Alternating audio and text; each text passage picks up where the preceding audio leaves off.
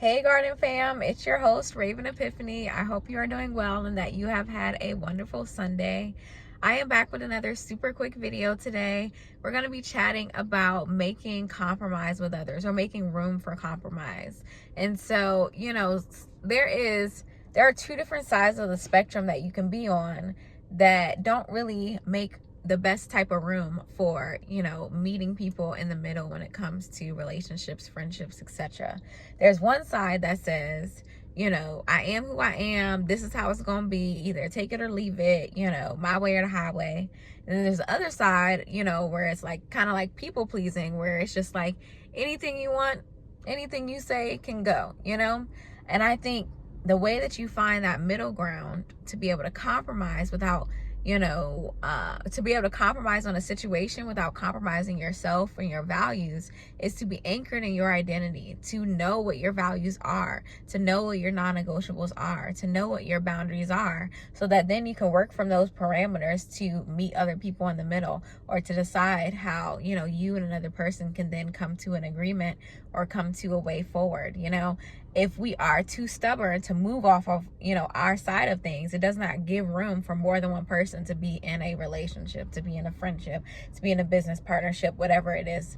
If we are all on the other side, then, we give away all of our power. We give away all of our space. We don't get, to even have to advocate for the things that we want or need in that situation, because we're so focused on just whatever you say goes. But when you are anchored in who you are, you know for a fact what your values are, for a fact what your boundaries are. And sometimes you may have to think about certain things that maybe you never considered before, so that then you can be able to move forward. But either way, when you're anchored in these things, it gives you the confidence to be able to say, you know what, giving up my specific way does not mean I'm giving up myself. Giving up my specific way should not be a hit to my ego. Giving up my specific way does not mean that this other person is winning. When you are anchored in yourself and your identity, it gives you that confidence to be able to know that.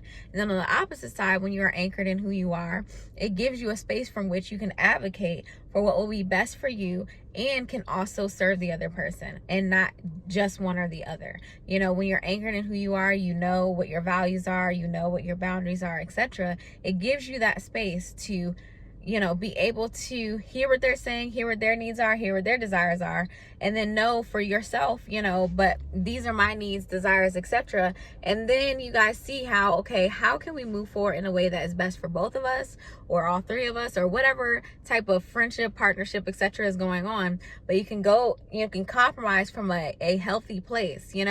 It's a space where all parties are being considered and all parties can be satisfied at the end of the day. Not all parties get their way ultimately, but that's what compromise is. It is doing things in such a way where those who are involved, will be served in a way that meets the needs of all people. It may not be everybody getting their wants done in the specific way that they want it, but it is coming to a common place where people's needs are met and it meets a common goal. And so being on one side where it's my way or the highway, a lot of times that's ego. A lot of times if you're not willing to move off of your space, it's because honestly, you've decided already that things have to be done a certain way. And sometimes that's not even from a place of truly knowing yourself or knowing your boundaries and knowing your values. It's just this is how I know things to be done. This is the way it needs to be, or it's not going to get done at all, right? And then on the opposite side is often, either low self-esteem or fear of abandonment or fear of rejection, or maybe you just don't even know what it looks like to advocate for yourself. But, being anchored in who you are, knowing what your values are, and then having certain boundaries in place, non-negotiables and different things, gives you that space to be able to compromise and negotiate with others in a way that can then serve the highest and best for all parties involved. And so, in order to prepare for that, it means that we need to sit with ourselves and really, sit with God to allow him to show us our identity, and then sit with ourselves to establish what our values are. Because even as Christians, there are certain, values that we all share, but then there are certain things that you as a person specifically value, that you hold near and dear to your heart, that, really reflect who you are and how you navigate things. And so sitting and really etching out those values, you know, maybe even just starting with 5 core values that you literally use as a lens for your decision making, both when you're by yourself but also when you're compromising with others. Establishing that for yourself, and then also kind of, you know, thinking through what boundaries may be in various relationships and situations, so that when conflicts present themselves, when disagreements present themselves, when various perspectives present themselves, you're able to be anchored in a space that allows you to be able to converse and compromise with another person or other parties. And so I hope that is helpful for someone today.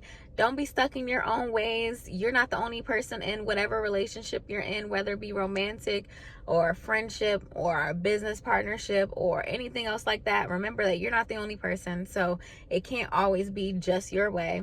And then on the other side, remember the other person's not the only person either. Like, you're in there too, so you need to be considered.